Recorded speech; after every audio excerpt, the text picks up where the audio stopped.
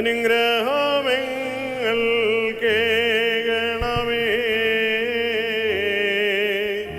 നല്ല പ്രയോജനമുള്ളവരായി നടത്തിയിടണമേ അടിയാരെ. വിളിപ്പിൻ ഞാനുത്തരമരുളും, മുട്ടുമ്പോൾ തുറന്നിടും ഞാൻ എന്നുള്ളൊരു നിൻ വാഗ്ദാനം ഞങ്ങളിൽ നിവർത്തിക്കണമേ.